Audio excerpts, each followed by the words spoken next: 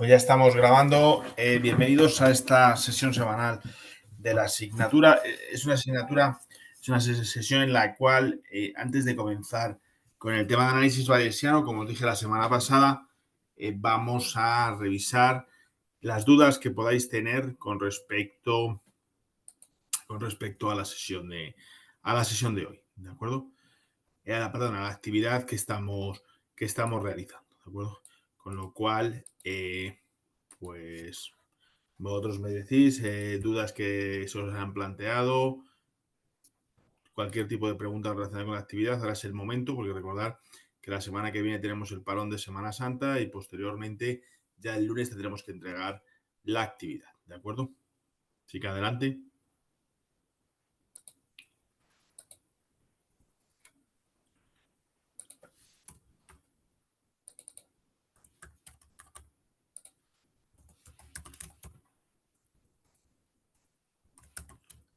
Buenos días con todos, buenos días, profesor. Les quería comentar que hace un momento en el área de foros acabo de hacer una consulta breve. Son dos preguntas, básicamente la una es de la pregunta 4 y la otra es el formato de presentación de la actividad 1, con lo cual quería, para no interrumpir la clase, solamente que lo tuviera en cuenta para que cuando haya el momento lo pueda No, pero revisar. yo creo que es bueno que porque las dudas pueden ser globales, con lo cual, si quieres, voy a recuperar, Freddy, En actividades de foros de discusión está. Vale, si quieres, voy a recuperar el mail, Mario, vamos a ver. Vale, me dice, Gracias. bueno, estimado profesor, soy Mario Rivas. Me dices, en la pregunta 1, en la pregunta 4 el gráfico no concuerda con lo que sería una distribución normal. Hemos revisado de manera individual y grupal tanto la metodología. Puede ser que haya, se intuya de entrada que los puntos de primero se distribuyan de manera normal, pero en la práctica no lo sean. La pregunta, Mario, no dice que tenga que ser normal, sino dice que des tu opinión sobre si es normal o no. Con lo cual, si tú llegas a la conclusión de que los puntos después del primer año de vigencia del carnet no se distribuyen de manera normal, pues esa es la conclusión a la que has llegado y esas son las evidencias que tienes que dar. La pregunta no dice que tenga que ser normal, ¿vale? La pregunta dice que si son normales y que lo pruebes, ¿vale? ¿Entendido, Mario?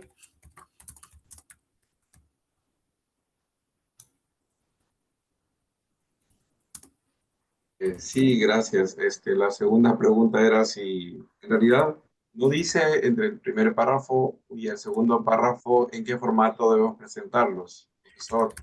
Entonces, por lo Formato, tanto, comenté la semana pasada, esta es la segunda pregunta. El formato puede ser el mismo Excel, ¿vale?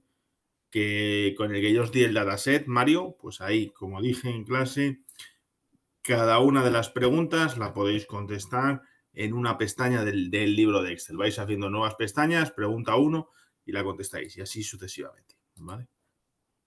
o sea, independientemente se puede hacer en los dos formatos al mismo tiempo.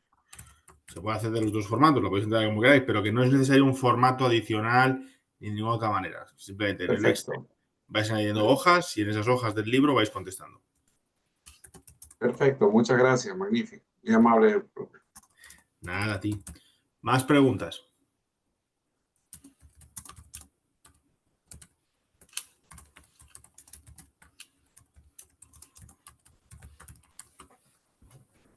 Venga, ¿hay más dudas? Todos los grupos habéis empezado ya con la actividad. ¿Alguien no ha podido empezar?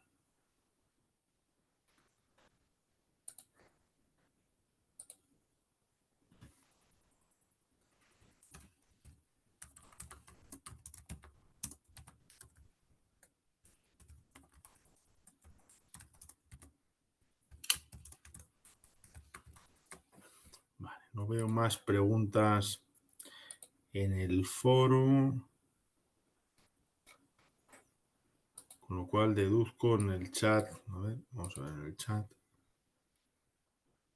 Bueno, me dice Raúl que aún no. Bueno, por favor, no lo dejemos para el final. Ya os dije, era importante hoy que trajerais las dudas, pero bueno, si no hay ninguna duda más, pues si nadie quiere comentar nada sobre este punto, pues empezamos con la sesión, con el tema de hoy, ¿de acuerdo?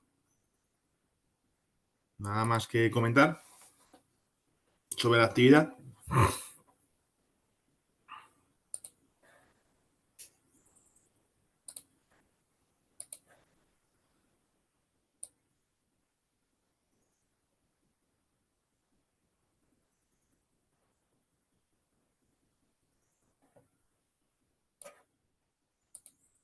Venga, pues vamos con el análisis bayesiano, ¿de acuerdo? Vamos a ver, ¿a alguien le suena el concepto de análisis o estadística bayesiana, el nombre de Thomas Bayes? ¿Alguien ha estudiado algo referente a estos conceptos en el pasado o le suena de haberlo utilizado de manera práctica en su desempeño profesional?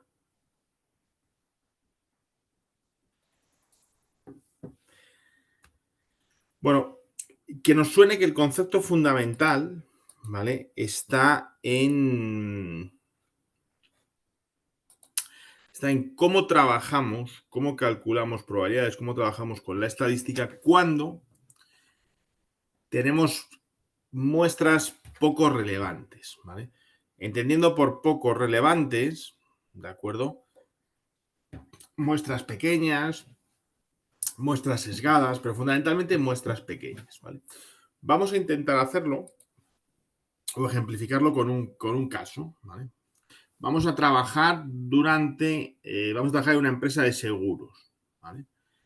Y evidentemente ante un escenario de crisis financiera, ¿vale? Puede ser el actual derivado de los temas arancelarios, ¿vale? Pues la compañía se encuentra preocupada por el nivel de morosidad, ¿vale? De sus primas. Al final, una compañía de seguros, ¿cómo funciona? ¿Vale? Una compañía de seguros funciona, cobra unas primas y ha de asegurar que esas primas han de cubrir la siniestralidad de la póliza, ¿vale? Más un determinado margen o rentabilidad, pues que es la que cubre costes operativos, costes financieros y, por supuesto, la rentabilidad del accionista, ¿vale? Bien, pues en ese marco, ¿vale? Suele pasar, al menos aquí en España, estas compañías tienen unos bajos, excepto las más grandes, unos bajos niveles de informatización. Es un sector fundamentalmente bastante atomizado, ¿vale? Y por tanto, bueno, pues todavía hay un grado de manualidad elevado. Entonces, quieren saber o quieren hacer una estimación rápida de cuál puede ser el dimensionamiento de la mora, pero solamente cuentan con, de las 1000 pólizas que hay en la cartera, datos de 5. Con 5 pólizas. Y además, de esas 5 pólizas, ninguna está impagada.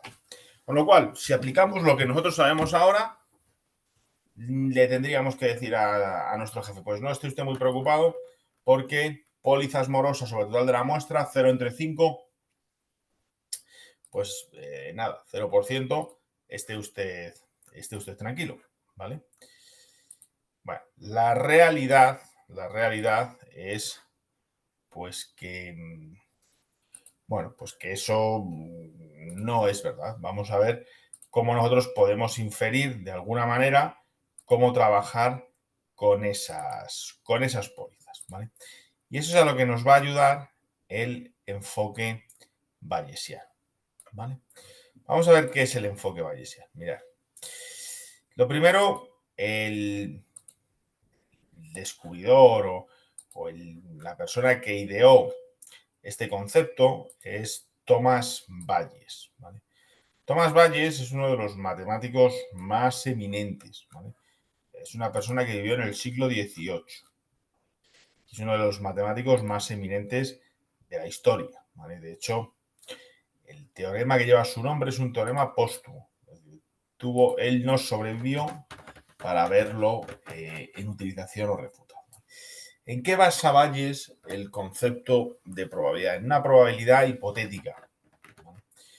Es decir, para calcular la verdadera probabilidad de ocurrencia de un evento, él lo que hace es establecer que la probabilidad muestral es solamente una parte del cálculo y que el criterio experto nos va a hacer también poder complementar esa información y llegar a un dato mejor. Por lo tanto, la probabilidad pasa de ser un escalar a ser una variable aleatoria, ¿vale? Es decir, es una probabilidad que podemos denominar subjetiva.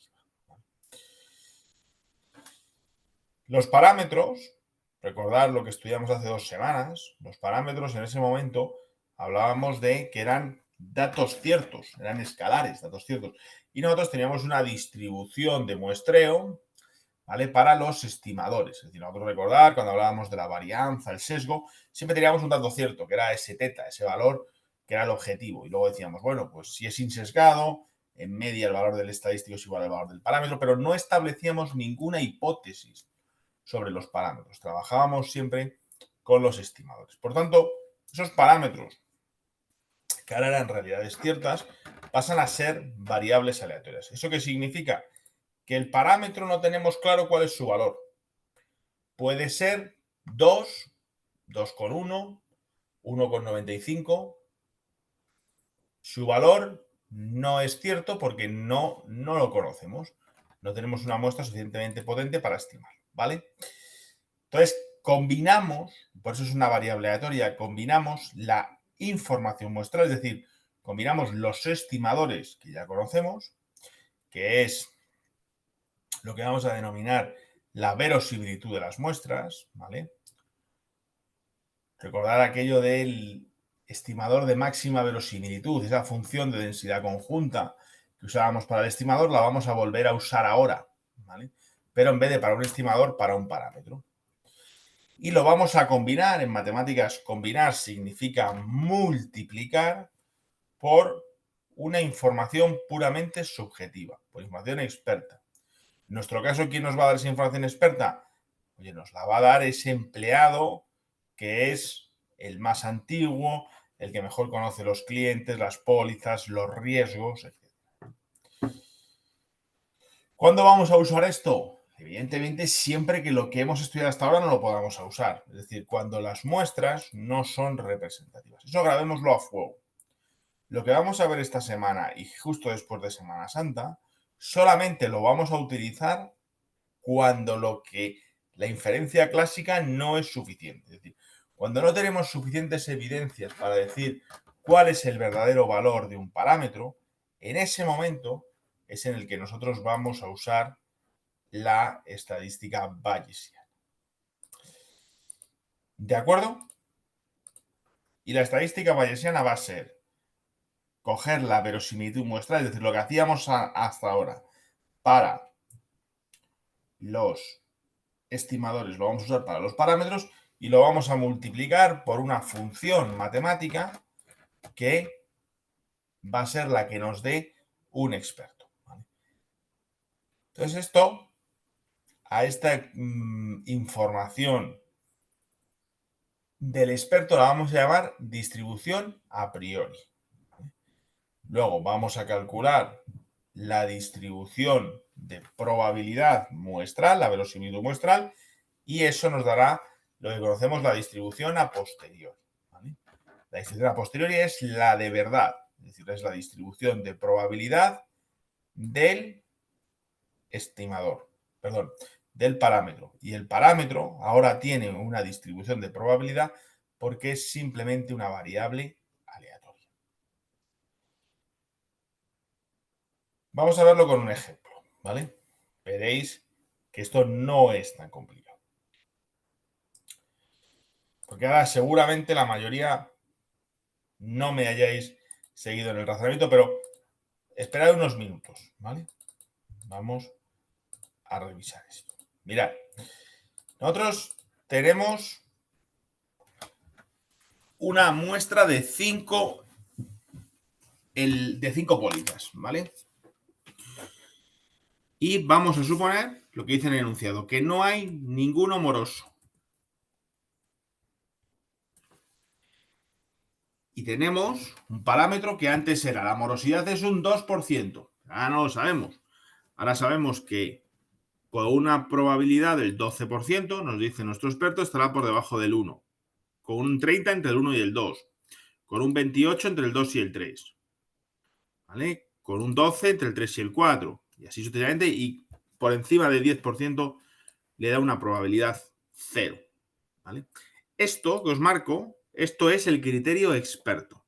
¿Vale? Y esto es la información muestral. ¿Cómo calculamos la verosimilitud? Pues el impago de una póliza será una Bernoulli, ¿vale? Entonces diremos, oye, la probabilidad de morosidad, ¿vale?, elevado al número de morosos por 1 menos esta probabilidad elevado al número de no morosos, que serán 5 menos los morosos.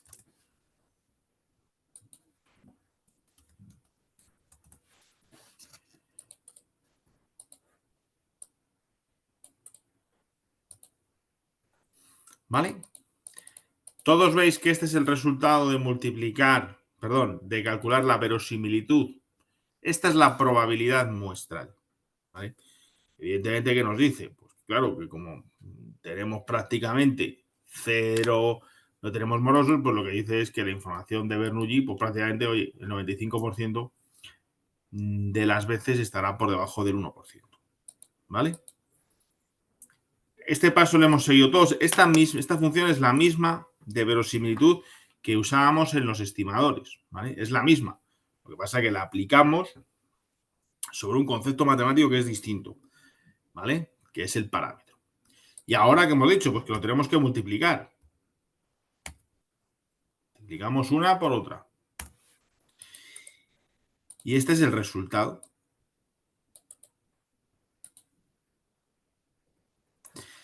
¿Cuál es el problema? Cuando hablábamos de qué es una función de probabilidad correctamente definida, y lo hemos dicho ya 4 o 5 veces en estas primeras sesiones, ¿cuál era el criterio que tenía que cumplir? El más importante. Había dos. Uno era ser positivo y el otro, una función de probabilidad está correctamente definida cuando es positiva en el dominio y ¿qué más?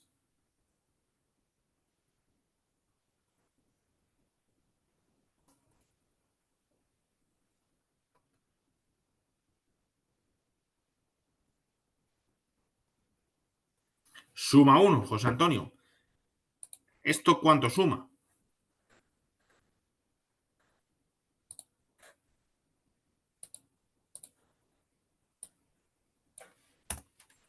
Esto suma 0,86. Con lo cual, el ejercicio no está bien, porque solamente estamos repartiendo un 86% de la probabilidad. A esto se le denomina predictiva. ¿De acuerdo? Y si yo cojo y divido esto entre la predictiva, tengo la distribución a posteriori. Esta, evidentemente, suma 1 y es una distribución de probabilidad correctísimamente definida. Es una distribución de probabilidad de un parámetro, no de un estimador. ¿Vale? Mirad lo que ocurre, y esto es la gran potencia de lo que consigue Bayes. ¿Vale? Mirad, cuando yo tengo una muestra muy pequeñita, ¿vale?, ¿qué hace? Dice, bueno, estos datos son prácticamente estos, clavados. ¿Lo veis? Es verdad que las probabilidades más grandes las reduce un poquito, pero vamos, las reduce muy, muy, muy poco. Mirad todo lo que se parece a esto. Si nosotros cogemos y decimos, oye, ¿cuánto ha variado la distribución a priori por la información muestral? ¿Qué es lo que me da? Pues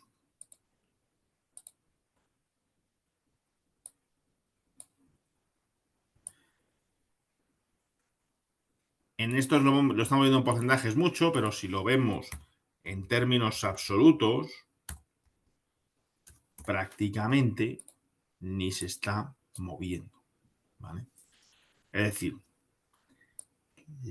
veis cómo el teorema de Bayes, al hacer esto, lo que nos está permitiendo es decir, mira, con 5 elementos muestrales, no te fíes de esa muestra. Fíjate del criterio del experto. Si yo cojo y pongo 10, ¿qué ocurre? Cada vez va tendiendo más, no olvidemos que la muestra es 0%. Con 10 lo que va haciendo es ir cada vez volcando más la estimación hacia los buckets más pequeños. Si pongo 30, ¿qué va haciendo? Oye, cada vez te va diciendo, es que realmente la distribución está mucho más cerca del 0%. ¿Vale? Si yo pongo 50, va prácticamente quitando todo eso y va volcando sobre los primeros buckets, sobre los bajos. Mira, vamos a poner 100 y vamos a hacer que los morosos ahora no fueran 0. Vamos a poner que los morosos fueran sobre 100, vamos a poner 2. Es decir, la tasa mora es un 2%. Mirad lo que hace. Prácticamente en este dato, que es el 2% de mora, ya asigna un 50% de la probabilidad. Si nosotros subimos a 1000, ponemos 20, ¿veis? En cuanto la muestra va siendo más sensible, y mirad, yo tengo 1000, si ahora en vez de 20 pongo 50, mirad lo que ocurre, se va todo al 5%. Es decir, el teorema de Bayes lo que sabe diferenciar muy bien es cuando la muestra es no útil, es inútil para poder calcular, ¿vale? Para poder dar la significancia, es decir, para que la muestra sea confiable. Mientras que cuando ya la muestra es confiable, es capaz de reaccionar y decirte, oye, con estos datos te puedes creer la muestra. Al menos en un porcentaje muy elevado. ¿Vale? ¿Veis cómo la verosimilitud prácticamente se va a cero en estos casos? ¿Vale? Y lo que hace es volcar todo sobre la información muestral. ¿Vale? Si lo hacemos aún más grande, vamos a poner 10.000, vamos a poner en este caso 300, prácticamente en este caso ya se irá. Aquí ya tenemos el problema.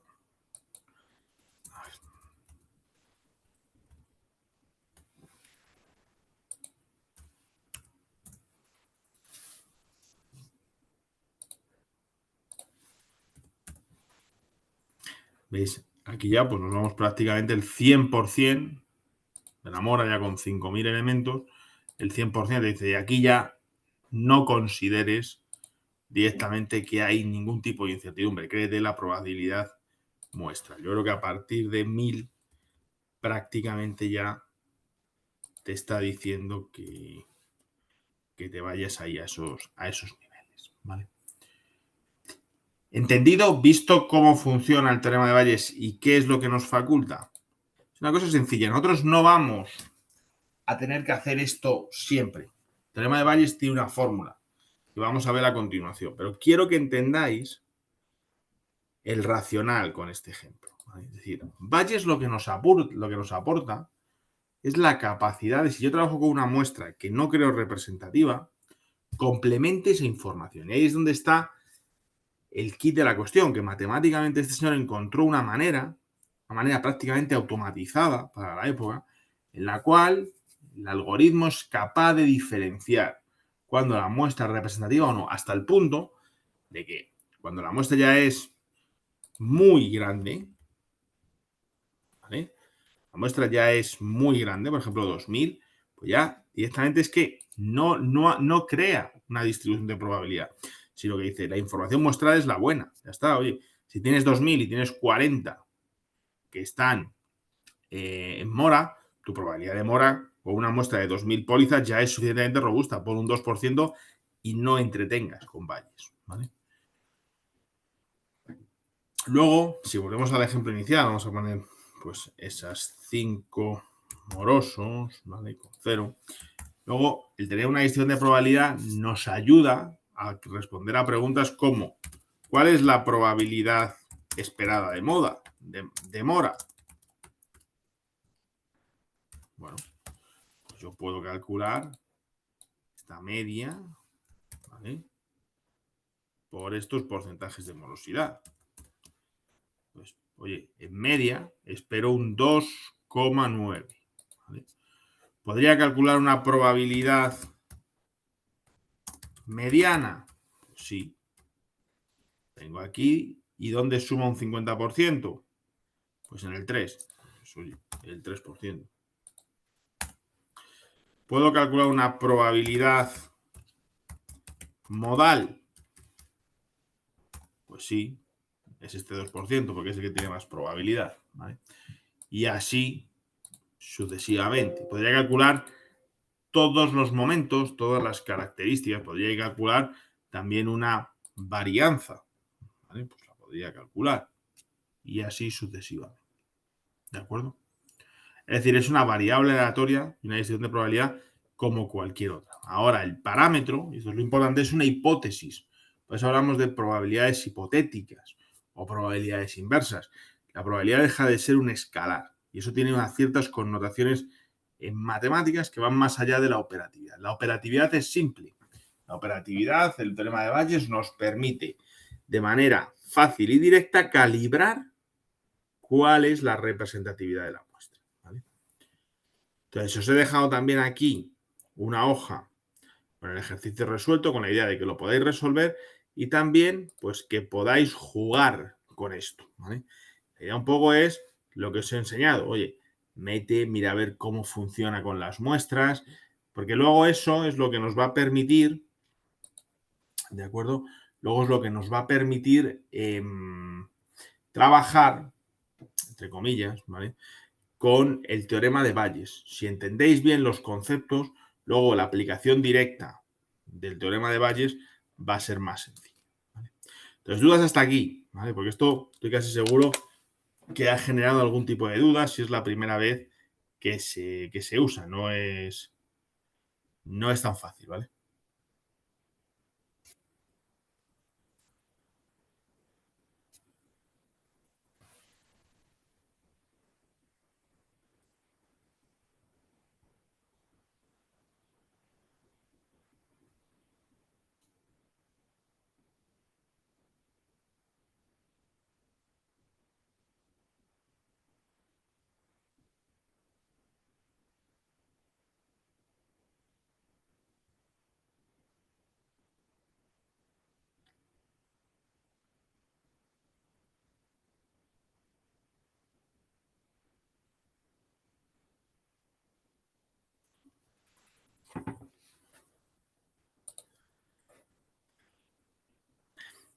¿No hay dudas? ¿Todo está claro, entendido?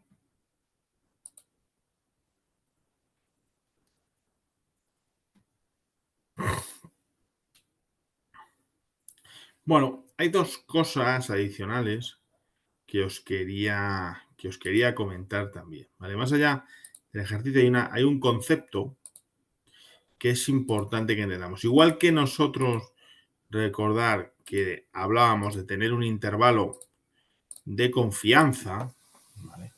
Un intervalo de confianza para una estimación de un parámetro, que si recordáis lo que decíamos es de, yo te digo que en media el estimador vale 5, pero te digo que con un 95% de confianza está entre 4,7 y 5,3. ¿Vale?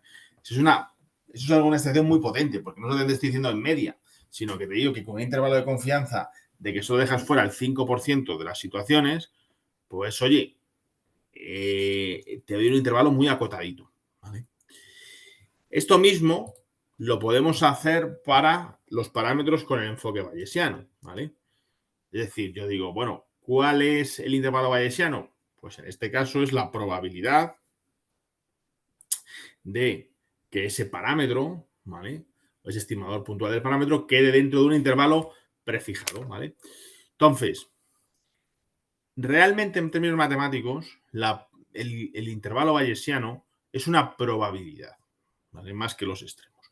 Pero la interpretación práctica que podemos hacer es la misma que la del intervalo de confianza. Entonces, si nosotros volvemos a ese Excel, a ese ejercicio, un segundo, aquí. Si yo os digo cuál es el intervalo bayesiano al 90%, ¿vale? Bueno, pues el intervalo bayesiano al 90% será ¿cuánto deja por la izquierda el 10%? Pues oye, será este valor, ¿vale? Porque él acumula hasta el 13%, con lo cual el 10 queda por debajo. Bueno, sería el 5%, ¿vale? Porque es el 90%. ¿Y cuál es el intervalo superior? Bueno, pues tendría que venir aquí y ver hasta dónde sumo un 5% de probabilidad, que es en este valor. Entonces, el intervalo bayesiano al 90% estaría entre el 1 y el 5%.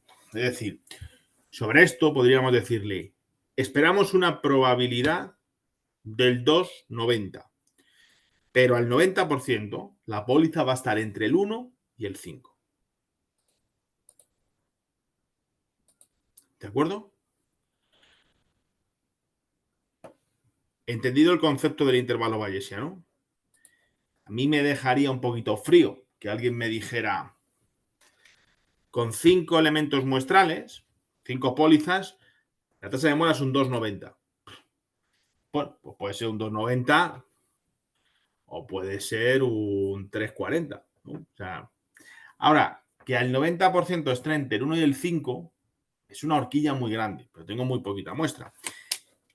Si yo fuera capaz de ampliar la muestra y poner aquí 20 elementos, ¿vale? Imaginar 20 y un moroso, esos 20, bueno, pues ahora, si yo cojo ese intervalo, el extremo inferior seguiría siendo ese. Bueno, en este caso es que, claro, como tengo tan concentrada la... Tendría que subir bastante más, ¿vale? Vamos a poner que pudiera poner 70 y vamos a poner 8, ¿vale? Bueno, vamos a poner 5. En este caso, yo diría, bueno, pues está al 90%, tengo que llegar a ese 2%, ¿eh? Y por el otro lado, pues nos estaríamos yendo a este 6, entre el 2 y el 6, ¿vale? Es decir, yo estaría cambiando el intervalo, pero voy siempre generando un valor puntual para el parámetro, puedo darle un intervalo de confianza, ¿vale? Un intervalo que en este caso, por el nombre del teorema, se llama intervalo bayesiano, ¿vale? La interpretación que hacemos es la misma, ¿vale? Es la misma. Ahora bien, en términos matemáticos, en términos técnicos, no es lo mismo, ¿vale? Eso es, vamos, el intervalo bayesiano es una probabilidad, pero para nosotros, a nivel de uso, podemos hacer el mismo grado de estimación que con un estimador. Es decir, como os he dicho antes, el resultado que obtenemos es el mismo para estos parámetros que para el estimador anteriormente, con el método clásico. Solamente tenemos que tener en cuenta que ahora trabajamos con parámetros, es decir, con datos reales, y antes trabajábamos con una estimación de esos datos. ¿La diferencia cuál es? Que antes teníamos muestras significativas que nos aportaban información de calidad para hacer inferencia estadística de una población, mientras que ahora tenemos muestras poco representativas o menos representativas y combinamos eso con información no muestral, con información subjetiva. Eso lo que trae consigo es que los parámetros pasan a ser variables aleatorias. Esa aleatoriedad viene de esa información subjetiva que no está tratada, carece de sesgo, etc. ¿Entendido hasta aquí?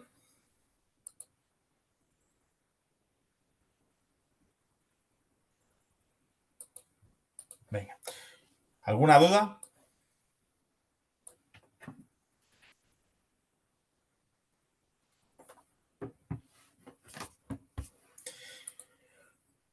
Bueno, pues lo último que nos queda por ver en la sesión de hoy es la fórmula del teorema de Bayes, ¿vale?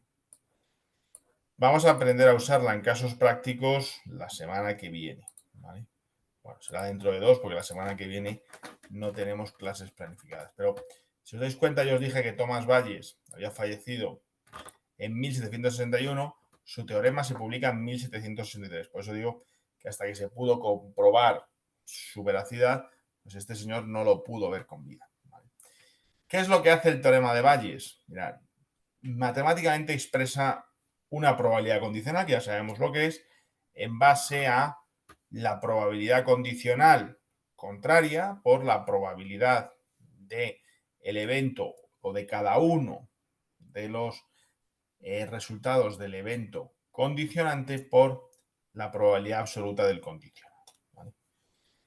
¿Qué son cada uno de estos? Mirad, esas probabilidades de cada uno, las probabilidades marginales de cada condicionante, es la probabilidad a priori, es decir, es la probabilidad subjetiva. ¿Y eso por qué lo multiplicamos?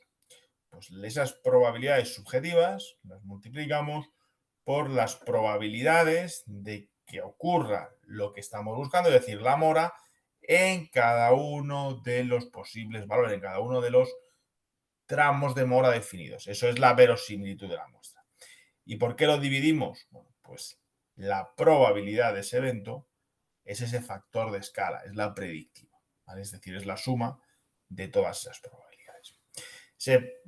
Lo veremos la semana que viene por el teorema de la probabilidad total. Se demuestra pues, que es el sumatorio de todas las P, de todas las verosimilitudes por las probabilidades a priori. ¿Vale? Por eso funciona simplemente como un elemento de escala.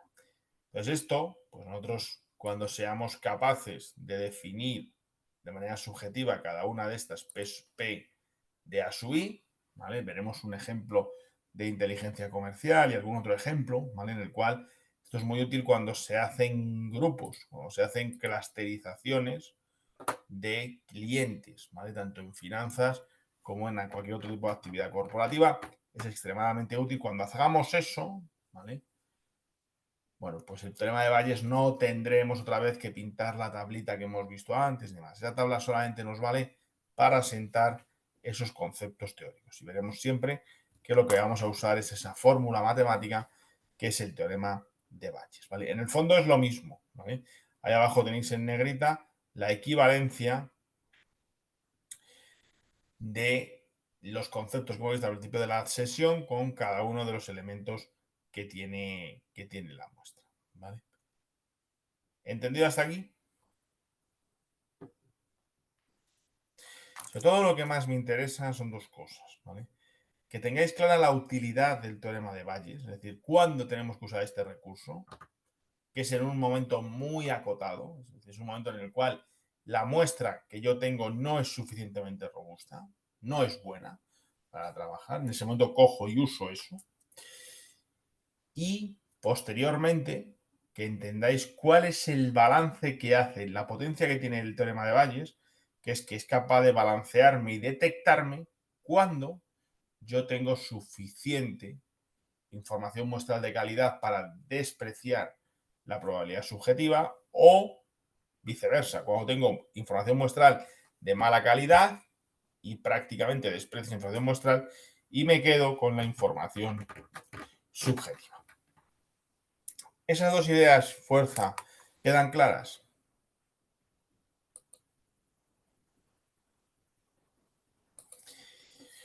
Bien, pues entonces, la semana que viene no tenemos sesiones, ¿vale? La semana que viene es no lectiva en el conjunto de la universidad, no solamente en nuestra facultad, en nuestro programa, en el conjunto de la universidad.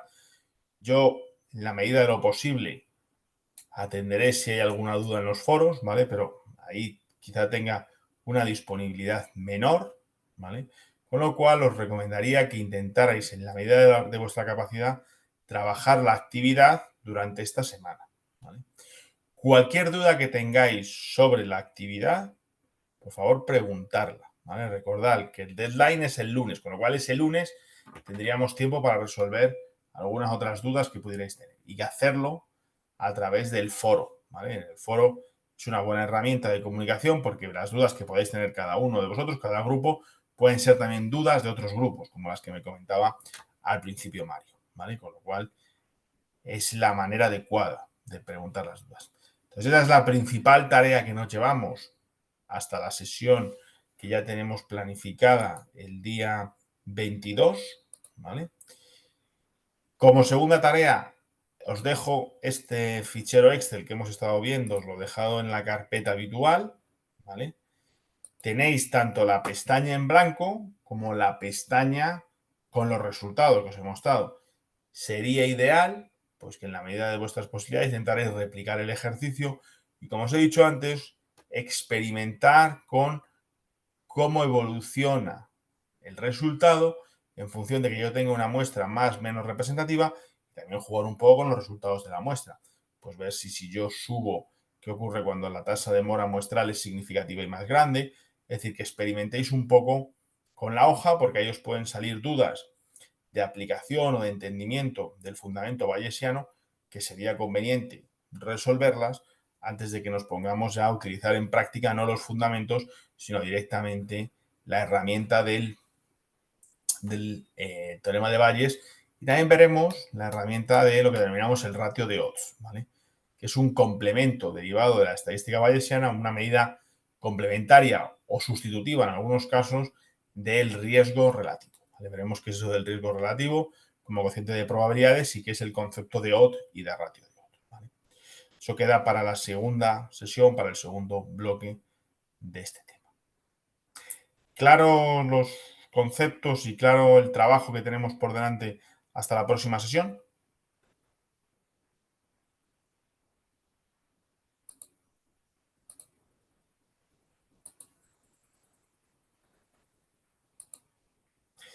Vale. Bueno, pues ¿alguien quiere comentar alguna cosa adicional? ¿Algún feedback sobre la sesión, sobre lo que llevamos hasta ahora, este primer prácticamente tercio de la asignatura?